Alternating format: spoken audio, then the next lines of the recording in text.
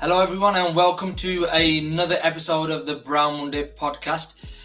This is a podcast which is, set up and, run by Manchester United fans from all across the globe. We try and get all the United fans together, but more importantly, the reason why we called it the Brown Munde, I think we've mentioned before, is to try and get the underrepresented community from across the globe, whether that's South Asia, Middle East, Africa, America, North America. We're trying to bring everybody together. And befitting that, we have got a special guest today, which I will introduce in a moment. But today, I'm myself, Harps, but I've also got with myself Akil and Afsar. And typical Desi timing, we're going to have Tej at some point. You never know with Desi, he might not turn up. But yeah, hopefully Tej will be here with us as well. But like I said, we have got a special guest. And I think, like I said, what Brown Munde is and what it represents, this gentleman will encapsulate that. But I'm not going to talk any more about it. I'm going to let him talk about it and introduce himself. Bas, welcome to the Brown Munde. Thanks, boys. Yeah, really good to be here. Yeah, thanks for having me on, lads. Really appreciate it. No. Look, we've been trying to get hold of you and get you onto the podcast for a while now, but typical Desi things. Some things don't always happen. This happens. Party. It's never quite happened. But I'm so glad we've got you today. I think I've given you a bit of an introduction now. So I think I'm going to give it over to you, Bas. Tell me a bit about, tell everybody a bit about yourself and your connections with United, and talk about yourself and let us know why we think you're so unique, or I don't even know. I'll do that. So I'm actually an Aston Villa fan. So I grew up in Birmingham, lived in Birmingham for 18 years of my life. Can tell with that accent still. At least you've got one of us. Exactly. We've got two of us now, yeah. There's trouble. Do you know what I mean? You can take the boy out of Birmingham, but you'll never take Birmingham out of the boy, man. Bromtown, B-Town, massive. But yeah, I always had football's always been something that's been so close to my heart. Live, breathe, eat it. First thing I do in the morning, I think about football. Last thing I do, I think about football at night. I'm just football mad. How did you get into football? Let me ask you that, because as we know, typical this season, it's not our first sport, is it? Usually, no, exactly. Yeah, it's usually the cricket or whatever ball games, isn't it? Yeah, exactly that. But my dad always was quite sporty. I'm second generation subcontinental Asian in this country, so dad moved over during the 60s and he fell in love with the game of football. Football was something that they played as school kids during the 60s, as teenagers in India as well. They'd play it at school. But so your dad was quite young when he came over?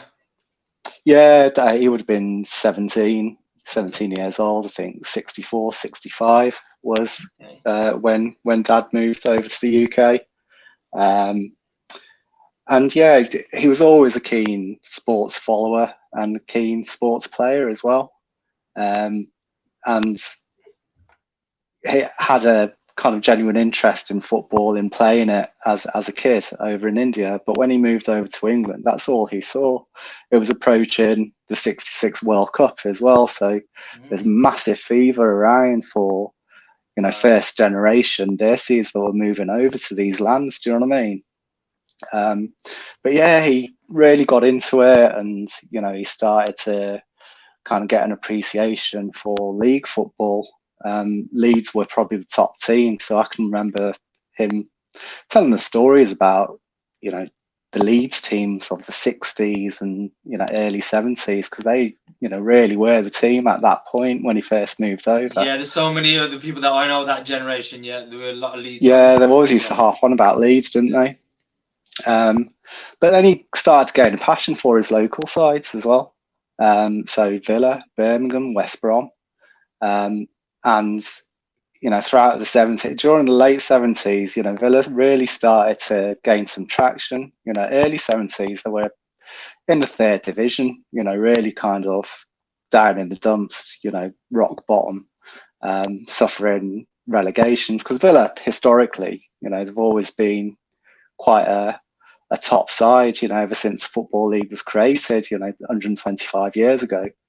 But yeah, during the early 70s, they hit rock bottom, but then they started to come back, and Ron Saunders became the manager. And then towards the end of the 70s, they managed to win a couple of League Cups. And then early 80s, that's when things really started to kick off for Aston Villa. They won the league in 80-81. In 1982, the European Cup, and then 83, the European Super Cup. So my dad really started to, fall in love with Aston Villa Football Club. I was born in 1978, so yeah, when I started to grow up and get an appreciation of football, it was Aston Villa. But then, after football, it's always been. I've always loved it. So when I was growing up, it was Liverpool that were the team. My older brother, we're really close, and yeah, the banter between us. He's a massive Liverpool fan. Oh, is he a Scouser, is he? He's a Scouser, yeah. But he started supporting Liverpool. Bring him on one day as well. Might have to bring him on one day as well. Might have to, yeah. Might have to. It will get spicy. He's a proper Harami man, I tell you. Harami episode, then that one is, yeah. Yeah, man. But yeah, Liverpool were all the glory boys were, he's self-proclaimed glory boy. But yeah, they all started to, follow Liverpool back and then, and the football Liverpool played during the 80s was quite phenomenal, admittedly. Had some, the boot room culture and, pass and move. It was really kind of, probably quite a legendary team in a period of football. So, moving into the 90s, obviously Manchester United, started to really come to the fore. And I loved the football that Man United played. I didn't have a hatred for United like a lot of people do. I just thought that, that class of 92 side was probably one of the best sides that we ever saw in me following football anyway. So yeah, the 90s progressed. I went on to university. I moved into some digs with two avid Man United fans. Where did you go to university? I went to uni in Liverpool. Oh my God. So yeah, I went to uni. I know. So I went to uni in Liverpool. I was living with two avid Man United fans, and the 98-99 season was something special. With two United fans watching Man United go on to do the treble, and we were going to pubs and bars in Liverpool, to watch Man United games, and it was so obvious that the lads that I was with were United fans, but we didn't get any beef, no trouble whatsoever. There was mutual respect. There was a nice little pub actually near to where we lived. It was a bit of an old man joint, so we'd be sat there watching United games with staunch Liverpool fans, older men basically, and we'd have some really engaging conversations with them about Liverpool and Man United, and they wouldn't begrudge United scoring. One of the games that sticks out in my mind is that game against Juventus. I think it was a semi-final, wasn't it? The Roy Keane when he got that's the one. Yeah. That was just an amazing night. That was absolutely amazing, and even the final as well, obviously at the new camp against Bayern Munich. What a night that was. So yeah, that was a really kind of monumental period of me following football and falling in love with United. So not only you got a Birmingham Villa sporting lad, who's got a Scouse brother. He then goes to Liverpool, one of the most hated places, between United and rivals, with two other United fans living there, and then you're actually in Liverpool watching United games where they're conquering all of England and all of Europe as well. So yeah, I mean, that within itself is quite unique. You don't hear many people doing that. But I think, Baz, if we move it to now as well, I think you live in Manchester. Yes, I moved to Manchester in 2002, and then I've got two boys, 13-year-old and 11-year-old, and they're growing up to be staunch Man United fans. So yeah, we live in Trafford. Short tram stop, tram journey to Old Trafford, to the Theatre of Dreams. And they're at an age now which, they're absolutely United mad. Merchandise left, right, centre. They love going to games as well. Last season we went to 7 or 8 games. We're official members, have been for several years. So yeah, we've been going quite regularly. Obviously COVID put a stop to that, but even prior to that, the youngest, I think his first game was when he was 4 or 5. I took him to Old Trafford, and it's probably in years to come when he grows up, it's going to be his first memory. Yeah, you know what I mean? Just have an amazing. I just think it's a really special place, Old Trafford. Villa Park obviously is a place that means a lot to me, and I think it's a beautiful stadium. But I walk into Old Trafford and I just think, wow, this place is amazing. So I would say that's quite unique in itself. So like I said, someone from Birmingham, a staunch Villa fan, has got 2 boys now. Obviously, live in Trafford, 2 boys who are quite United mad. And you said you've got also a membership as well. Yeah, got a membership. So yeah, the family occasions going to the games, we absolutely love them. Do you know what I mean? Even when the football's on the telly, be it Villa or United, we'll all gather around and watch the match.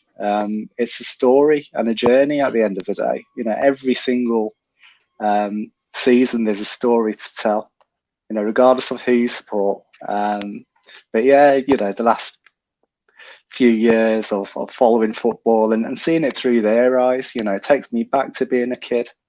And that's where my love for United is growing even more. I'll always be a Villa fan, and Villa will always be my first love. And whenever Villa play United, it will always be Villa over United. But yeah, just seeing United through their eyes is really kind of it's great fun. It's great fun, man. A fun day, isn't it? Those 2 days in the United v Villa. Well, it's normally 3 because we always get you in the 3rd round of the cup, don't we? Yeah, true. What it is, I mean, that's the beauty of it, isn't it? Because like when you go as a family, you can go like a day out as well. You know what I mean?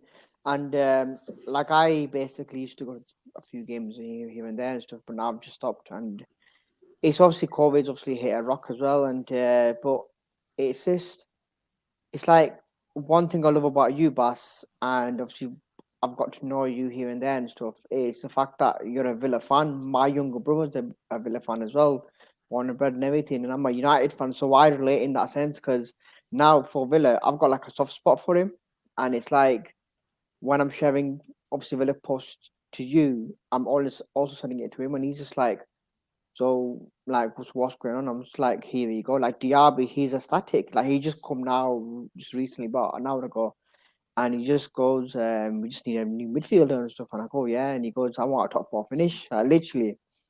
But it's like you're a Villa fan, but you go to the United game and stuff. But it's like obviously you go to the game, the chants and stuff, but you're doing it for your boys, ain't you? That's the main thing. You want to create that memory for them. Do you know what I mean? Yeah, no, most definitely. I've got those memories of going to the game with my dad, and even in years to come, they'll probably end up leaving their dad behind and going to watch United with their mates. Hopping on the tram like I used to. Jump onto the bus into the city centre. Harps will know. Get the number 7 bus to Aston, and you just have the time of your lives. And in years to come, I'd like to think that they'll be doing the same as long as they pay their way. They're not expecting to get any money from dad. Well, hopefully by that time they're paying for dad, aren't they, as well? Let him get into the games. But you know what, Bas? I think like you said, like Akil just said, football and these things that we do, it's all about memories, isn't it? Irrespective of where we are, how we are. And like I said, you being probably closer to Old Trafford and Man United than a lot of people. A lot of these things now we see nowadays. I'm going to bring up a fan group, one called the 1958. fantastic. What their message, what their mission is. What they're trying to do, get the Glazers out. I think we can all kind of relate to that. It's a great thing. No doubt, Bas, you'll give your view on that as well. But the things around it.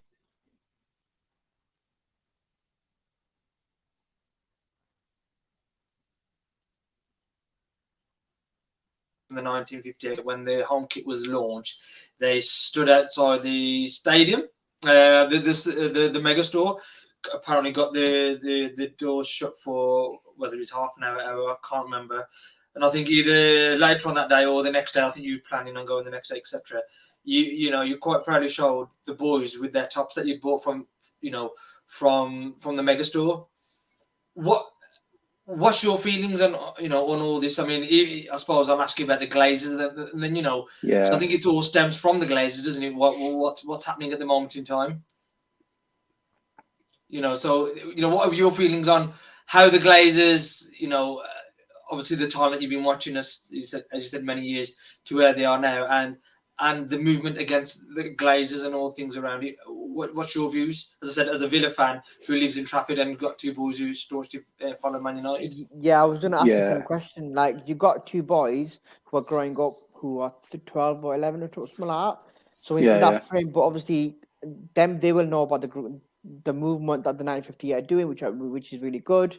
But it's like, when you go to the game and stuff and they see these movements as well, do they ask you questions because they want to learn more about the United? They're not going to know about obviously Martin Edwards and obviously a few years ago, but it's learning about the club as well, the tradition, obviously who owns them and stuff. Like, what's going on there?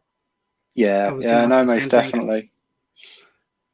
Yeah, I mean, one thing that I keep on telling the boys, and I have done for many a year, is nothing changes until the Glazers go.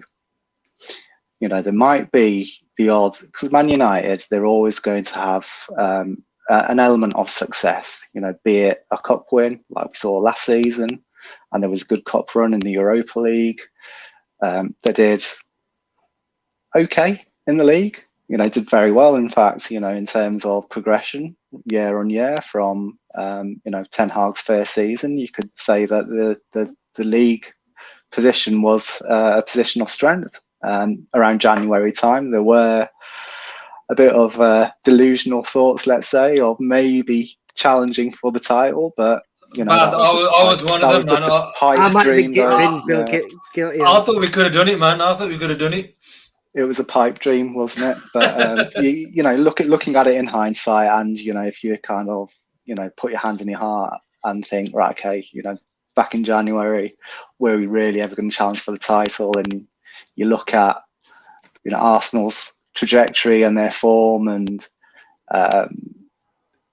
City's squad. You're thinking, it's a step too far, it's a bridge too far for now. For me, I think for me, sorry, just to interrupt you. It was the last minute goal at Crystal Palace and the last minute goal we conceded against Arsenal that kind of definitely killed us. But with the squad depth, but with City. But sorry, continue.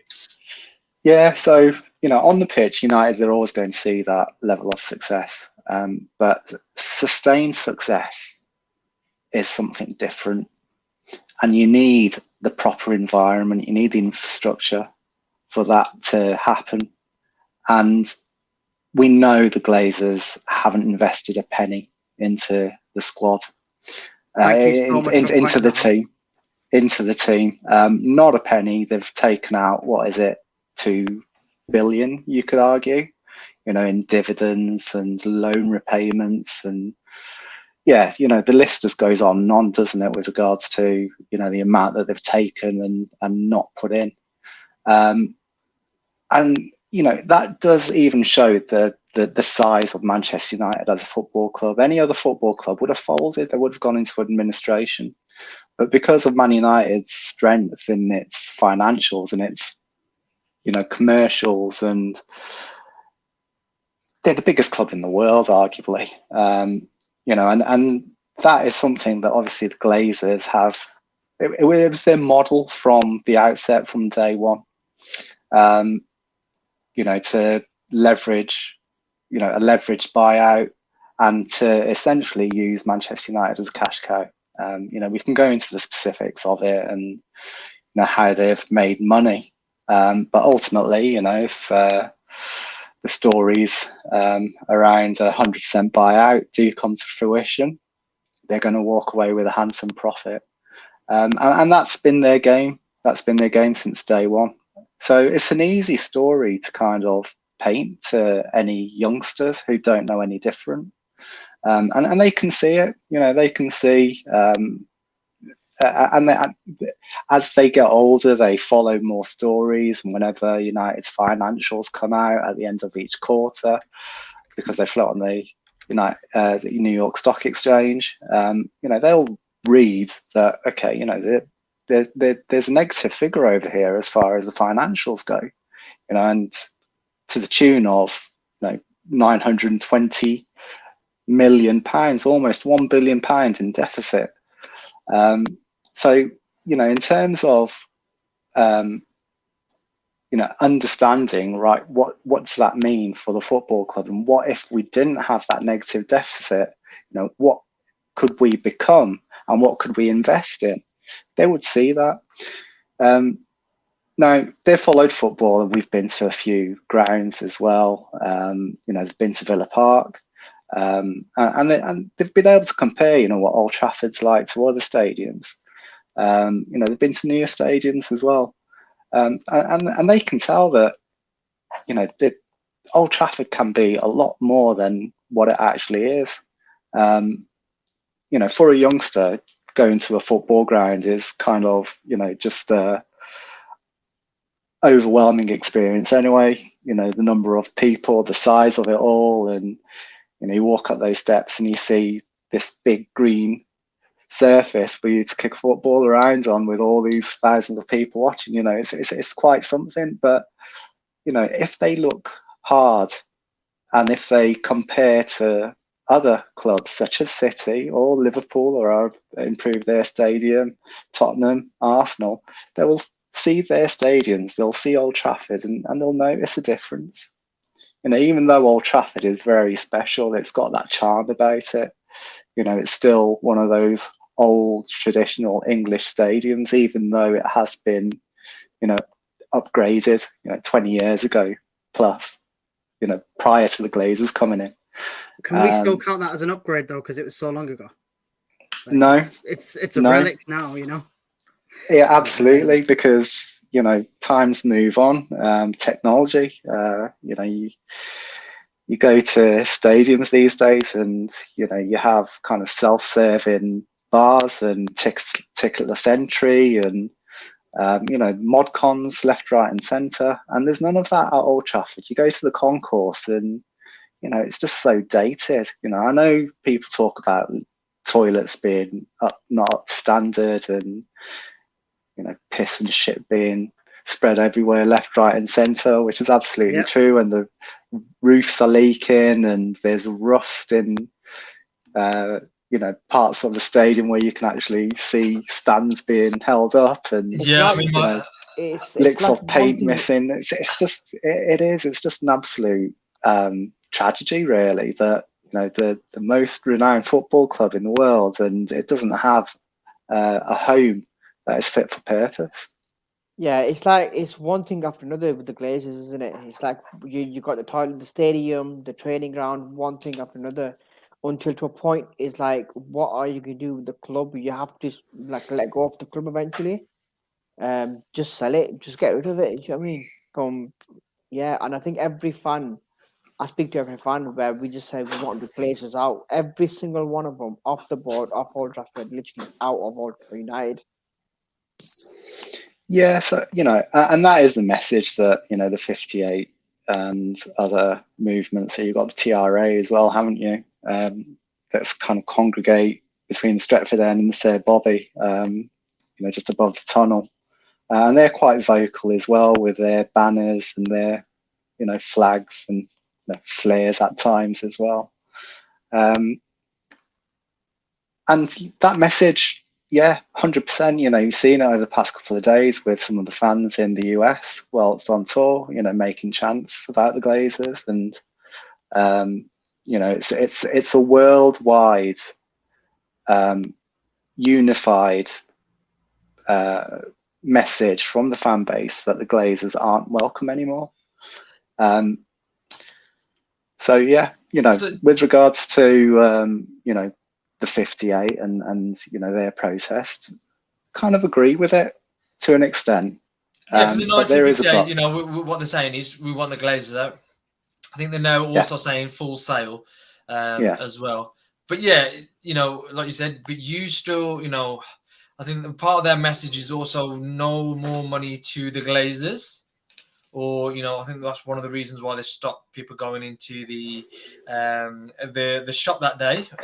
While wearing Adidas, point that out. Yes, I think they got saying boycott Adidas and maybe some of the other things like Team Viewers, some of our sponsors. But Bas, like you said yourself, you went and still bought the tops for the kids.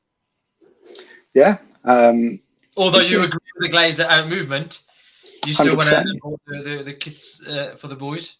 And I'll still go to the games, and the boys will still want to support the boys wearing the shirt. Ultimately, what you can't do, you've got to be realistic with what you're trying to achieve. And I get the message of wanting to damage the Glazers' pockets or even attacking the sponsors, but realistically, that's not achievable. It is not going to happen. It's delusional. What you can't do at any point as a football fan is stop supporting your football club. It's impossible. You're walking away from it totally walking away from it. But why is it delusional? Why is it that you can go to the games, you can buy the tickets, support the boys, but then not be allowed to buy the merchandise?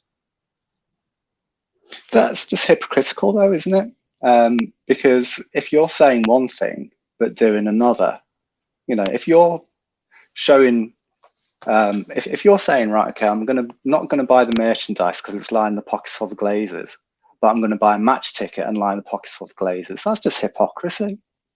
Yeah, that's contradictory. I agree with you. I mean, Bas, even with yourself. So if you put your Villa hat on, obviously, you went down to the Championship. It was in the Premier League for many years. You went down to the Championship. There was a period of time where it looked like you was going to be there for a little while. Correct me if I'm wrong, I don't know whether you'd even missed out on promotion through the playoffs and things of that nature as well, once or twice. So obviously you was going through that. How did you as a fan base, no doubt you was unhappy with your owners. How did you as a fan base deal with that? How did you get your message across that you wasn't happy with the owners at that time? It was protests and visual protests. So, going back to, even prior to when Randy Lerner took Villa over and Martin O'Neill became the manager of Villa. So this is 2006, the summer of 2006.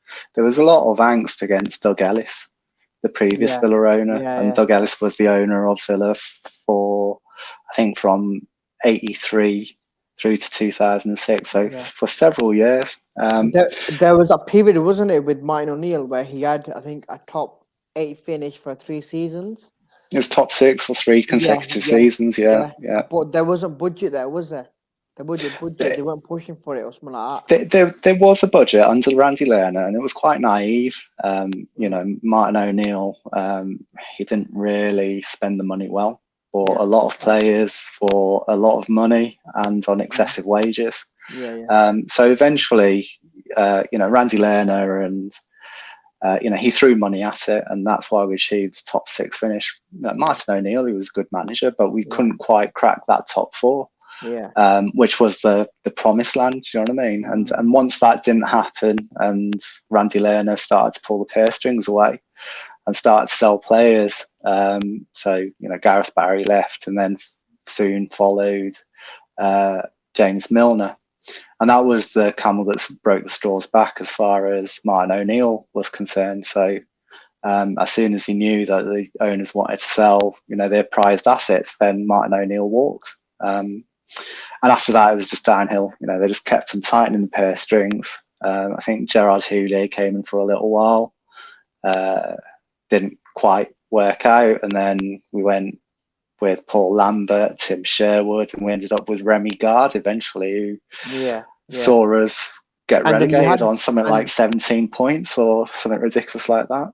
And then you had that period with the new owner called Tony Summit, that Chinese guy, was it? So yeah, Chinese guy come in, Tony Jia, Dr. Tony. How did that bit happen? I'm sorry, just trying to relate it back to United and the Glazers. Randy Lerner and then the Chinese guy. Was it just Randy? Did you feel as the fans you were part of that happening? No. Pushing Randy Lerner. Because you said you was protesting, you're showing visually things you were doing.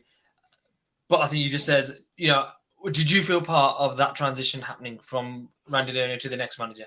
Not at all. It was just something inevitable. And, inevitability, I think, is what happens at the end of the day. Because owners of football clubs, they're in most cases disconnected from the fan base. The Glazers most certainly are. Randy Lerner most certainly was. He was US based as well, wasn't he? He was US based, yeah, 100%. And Randy Lerner, he had to sell the club and cut his losses. It was hemorrhaging money. And he eventually wiped his hands of the club at a loss. Dr. Tony Jia came in, and no one knew who he was. No one still knows who he is. So, is he another AI like Sheikh Jassim? He's another AI like Sheikh Jassim, but a real one, unfortunately. Yeah. That just smelt of money laundering to the highest degree, to be quite honest with you. And those 3 years in the Championship were a real low point. It got to the stage where Villa couldn't pay a £5 million tax bill, and we were a whisker away from going into administration. So, what's happened to your Boltons and Berries and the likes could have quite easily been Aston Villa Football Club. That was a real kind of... I can remember actually the day that it happened. The news broke that Villa weren't able to pay this tax bill. We were on a family holiday in Devon, just a week away with the kids, and we watched that evening England play Costa Rica in a 2018 friendly game, just before the 2018 World Cup, and Marcus Rashford scored an absolute stunning goal for England. It was like from 25 yards out, and he's like knuckleballed it, top bins, absolute beauty of goal. But yeah, I don't know why that sticks in my mind, but it just does. Maybe because it's Marcus Rashford.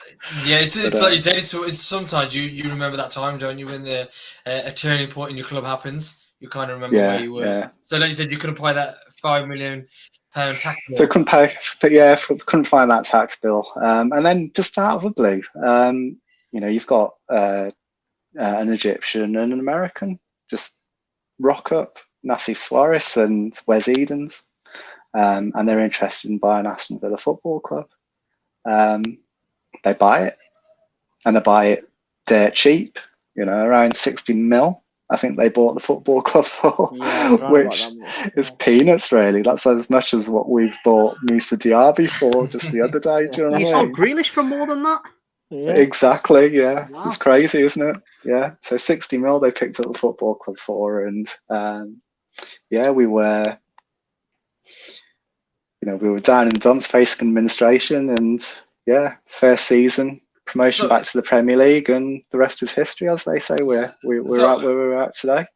Well, which we will touch upon, definitely. But like you said, in terms of fans, I know what people are going to say.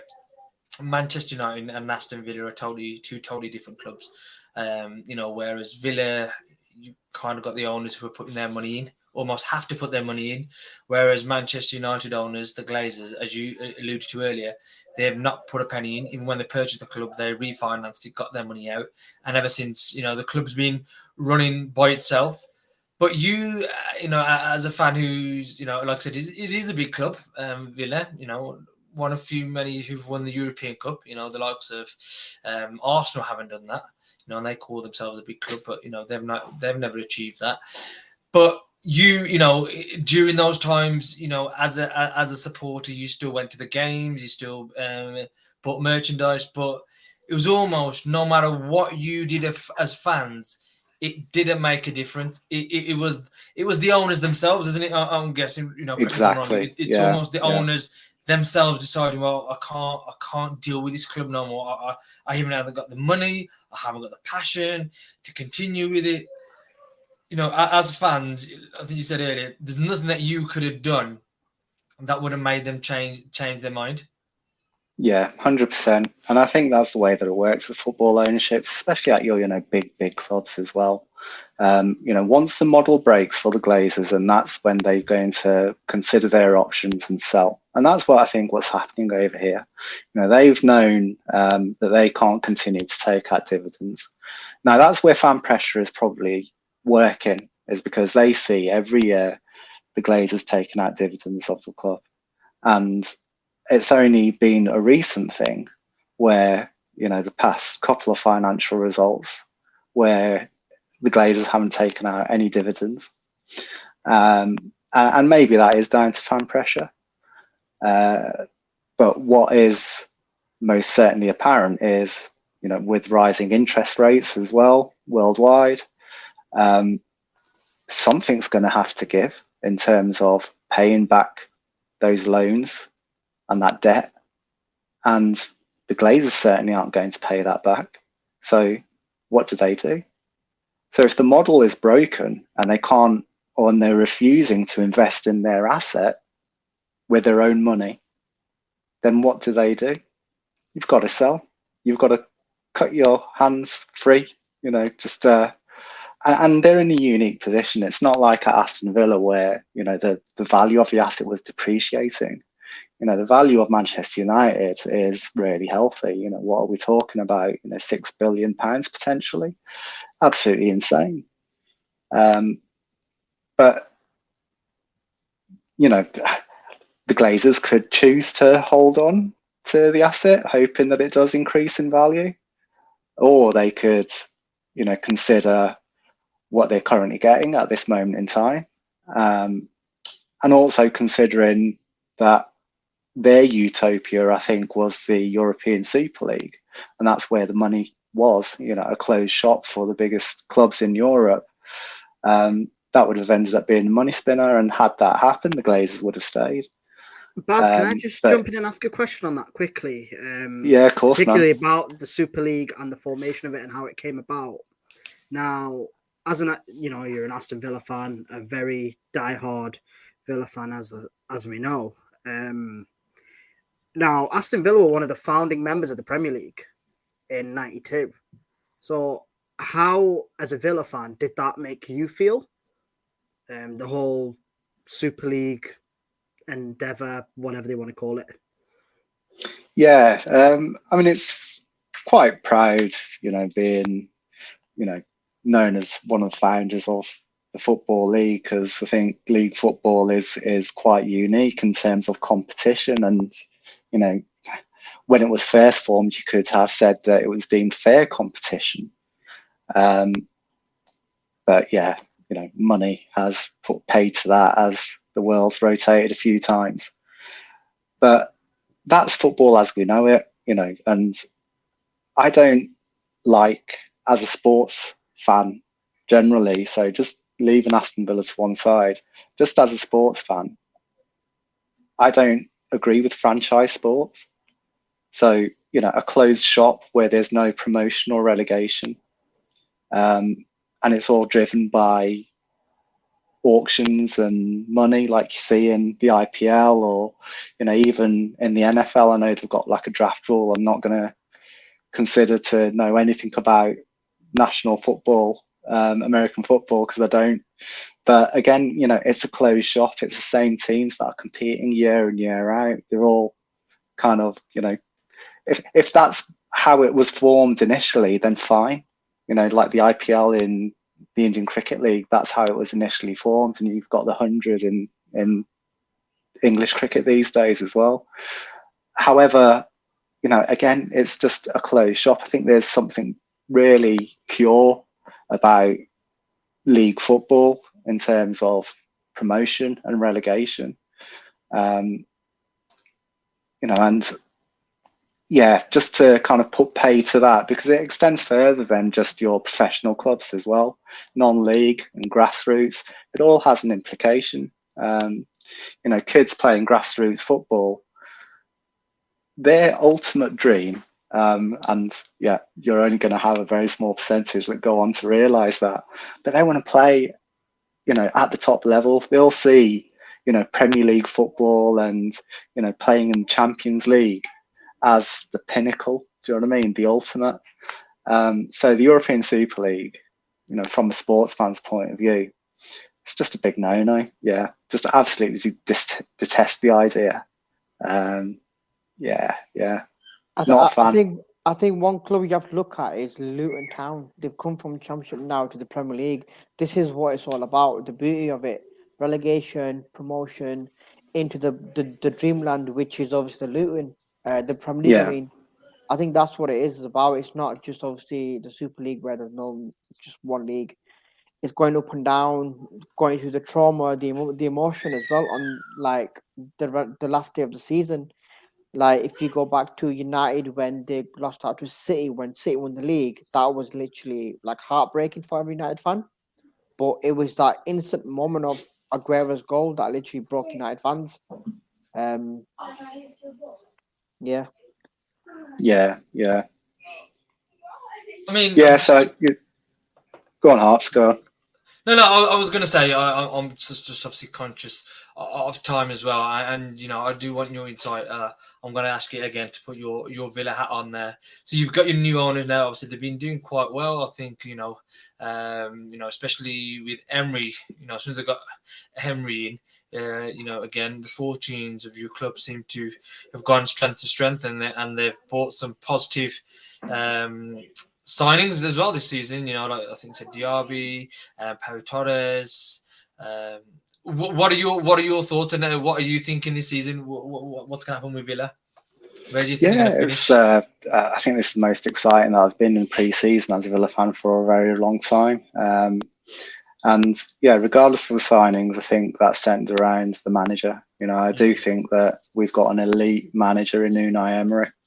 A lot of the things that go under the radar as well is the sporting director that we brought in Monchi from Sevilla, comes with a massive reputation, not in only identifying players, but, in getting deals done.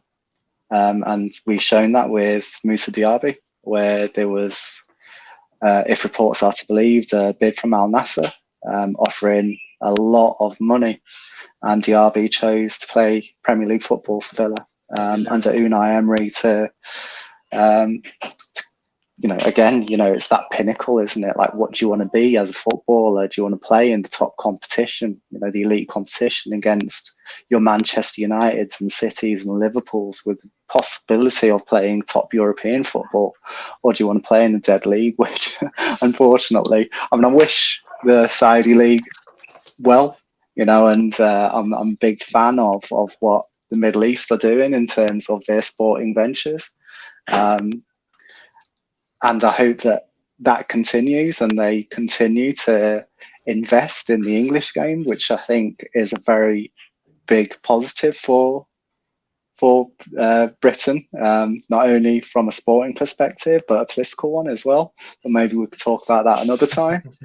I think especially Newcastle United, I think they're going to benefit, and obviously Chelsea we touched upon before in one of our last episodes. But in terms of signings for Villa this season, any more coming? Who are you hoping for to come, or who look quite realistic on the horizon? Yeah, Emery in his latest press conference in the past 24 hours, did indicate that we're still active. is probably not the biggest secret that we probably need a right back to challenge Matty Cash. We let Ashley Young go. He's gone to Everton, obviously, and our understudy in Emiliano Martinez, Robin Olsen's just not up to scratch. We've got Alex Moreno at left back, who Emery signed in January, who's absolutely quality. But he picked up quite a severe injury, so he's not going to be fit for the start of the season. He's going to miss the first few months, in actual fact. So I don't think he's Luca Dean's biggest fan. And what Emery likes is very similar to Ten Hag, in actual fact, where it's a left-sided forward who likes to push up. So Luke Shaw, for example, for Man United, he will be the advanced forward. Alex Moreno is very much like that. Matty Cash, even though he likes to get forward on the right-hand side, his delivery's woeful. So that is a position that I do think we need strengthening.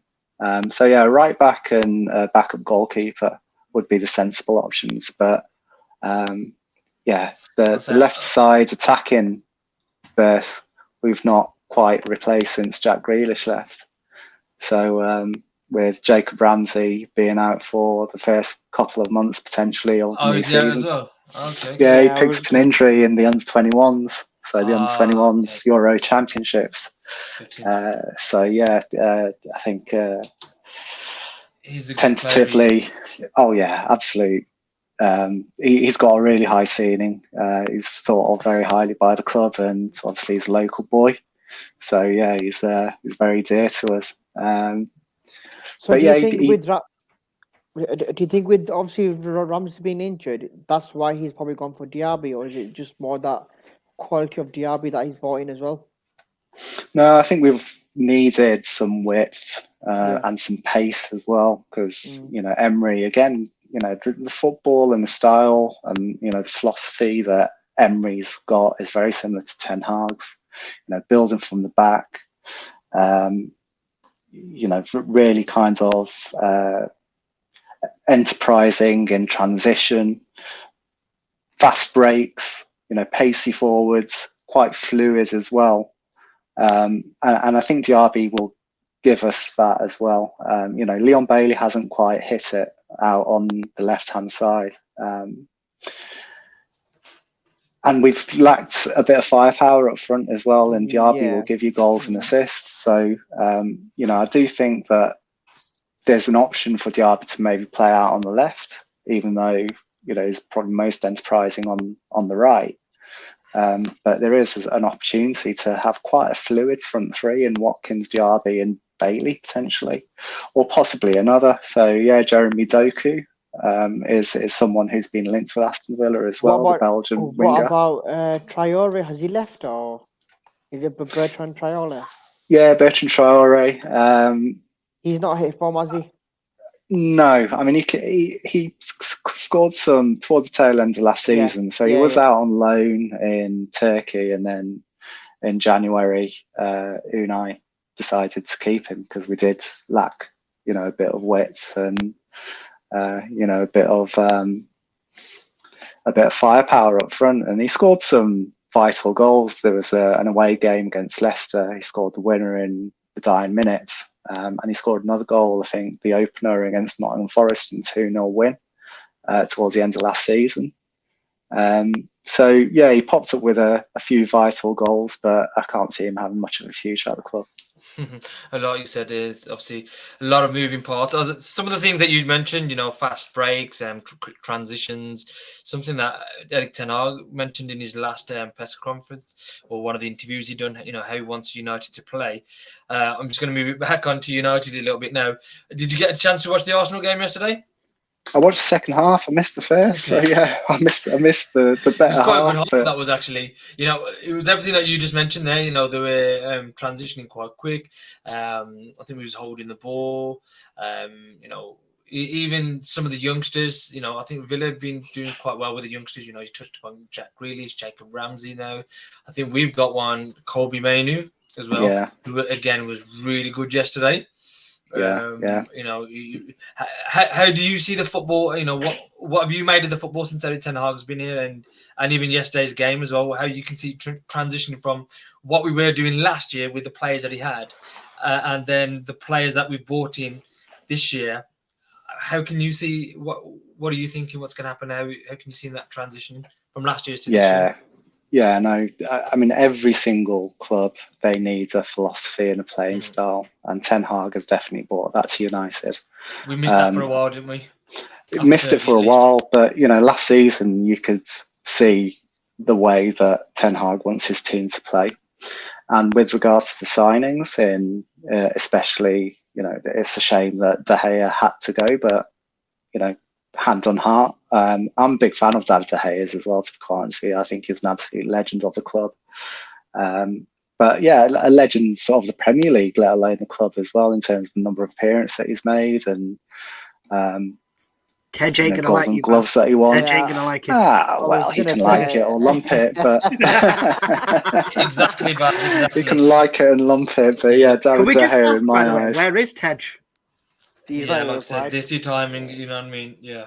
8 o'clock is 10 o'clock. One of them ones. Yeah. So go on, Bas. So yeah, with Onana and with Mason Mount, you know, obviously, you know, the centre back pairing in Varane and Lica Martinez is something that is really vital and pivotal to the way they want to build out from the back. You know, press resistant players that are comfortable with the ball at their feet, but also players that can pass it. You know, play those diagonals to, you know, be it Anthony or, you know, just switching the play to the wide fullback, for example. You know, if it's Varane, then yeah, he sees an advancing Shaw, you know, pings a 40, 50 yard diagonal, and United turns, you know, rest defence into attack. So yeah, you know, there is most definitely a philosophy, and you touched on Mainu as well, and I've only seen bits of him, but he's very calm, composed. He looks comfortable with the ball at his feet. He looks press resistant as well. You know, he's good on the half turn, and he's got a pass in him as well. I've seen a few clips of his from yesterday. There was one moment in particular where I think he's received the ball under a bit of pressure on the edge of the 18-yard box, and then he's made a progressive run, carried it forward about 15 yards, and then he's pinged a lovely ball out to Anthony out on the right. And Anthony's cut inside. He's played a nice little interchange with Mason Mount. You know, so Mason Mount finding those pockets, you know, in between the lines. Yeah, a little 1-2, and there's a couple of opportunities in that goal. So yeah, you know, it's shaping up. Obviously, Manchester United are lacking that centre forward. Reports believe that we could see Højlund about to join. There's a bit of competition from PSG for his signature, so we'll see how that one plays out during the week. It's already our cousins to be, you know, they'll let us have him. Yeah, no, exactly. I do think that's a done deal. Yeah, anyone following, you know, the Twitter team, Fabrizio Romano, would be led to believe that an agreement is already there in principle with the player, and it's just a matter of the bid being accepted with Atlanta, and everything should be done and dusted following that. So yeah, hopefully it's not a long drawn out saga. And you know, with Onana, obviously there was a couple of bids before it was accepted. We know that there was a bit of a, you know, saga with Chelsea and Manchester United coming up to a bit of middle of ground with that transfer fee. But yeah, hopefully with Atlanta and United, it should be right. Okay, this is what you're asking for. This is what we're offering. We're prepared to come halfway. Where is it at? Let's get the deal done. But yeah, sign that centre forward, gives you that focal point. Even though the kid is inexperienced, it gives you that option up front. So it's shaping up for United, in my opinion. I think come the end of the transfer window, there'll be a couple of outgoings, possibly a couple of more incomings as well. Amrabat for Fred would be a massive upgrade, in my opinion. You Amrabat, he had a strong season last season, not only for Fiorentina, but had a stellar World Cup. Yeah. So, yeah, I think he's really dynamic in the middle of the park. Yeah, it's a stellar World Cup, and I think another guy who didn't do too bad, Maguire. I think he'll make a great partner for Pau Torres at the back for Villa. So watch the space. I was just about to say this. So watch the space. Yeah, exactly. I'm sure it will happen. He was at their training game, wasn't he? Not too long ago, apparently. He was at the Belfry, actually. Yeah, he was at the Belfry. Yeah. So watch this space. I think it might happen. Obviously, just quickly moving on as well. I know we've taken a lot of your time, so we will bring it close. The podcast to a close. I also want to touch. We talked about goalkeeper David De Gea being a legend. I want to talk about our other goalkeeper, Mary Earps. I don't know whether you boys watched the game yesterday for England against Haiti. She done absolutely brilliant. There's 2 saves she's pulled off who kept England in the game, because they won 1-0 in the end. But she pulled some great saves as well to keep us in it. And I'm just shocked at Nike. I don't know whether you boys heard this as well, that they don't want to make the ladies goalkeeper top because they feel that it doesn't sell. Wait, what? Yeah. So Nike don't want to. No, that's wrong. Yeah, they don't want to create or make the goalkeeper tops for the women's team because they feel that they don't get enough numbers in purchase wise. And I think just Mary Earps proved why, kids out there as well know that they'll get inspired from her performance yesterday, why they may want to go out and purchase the top of the England goalkeeper top. But hey, look, if they don't want to sell a Nike England top, we've got more than plenty green Adidas Man United tops. So, they're there. So anybody listening, anybody wants some Mary Earps. But you're not allowed to buy the kits. Remember, you're not allowed to buy the kits. Yeah, putting money into the Glazers' pocket. But on this occasion, we're going to do it. Yeah, we're going to allow them. We're going to allow them to do that. And I think we can talk about that, more and more, and we will do on the Brown Munde podcast. We'll have a lot more to say on that. And Bas, obviously, we will bring you back on again because, like I says, your insight into the game, your unique perspective on Manchester United. Like I said earlier, you're inside the club, you're outside the club. I feel that you can give a nice, a balanced view of what's happening there as well. So just have to tell me to shut up every now and again because I can go on and on, especially when it's about football. I could be here all night, mate. No, trust me. It's about football, man. No. We really enjoyed it. Having said all that, like I says, we'll conclude another episode of the Brown Munde podcast. Like I says, I've really enjoyed it today. Like I says, it is a Manchester United podcast, but Brown Munde, the people like yourself, Bas, who bring that unique perspective. Like I says, this podcast is about representing those underrepresented people around the world, Asia, Middle East, Africa, and beyond. So, but obviously, if anybody does, if you have listened to today's podcast, give your feedback, subscribe to the Brown Munde podcast. We're on across all the different socials. Your support means the world for us, and, it keeps us going. So again, thank you for listening. And Bas, thank you for coming on as well. It's been great, but like I said, it won't be the last time. We'll definitely bring you on again. Nice one, lads. Cheers.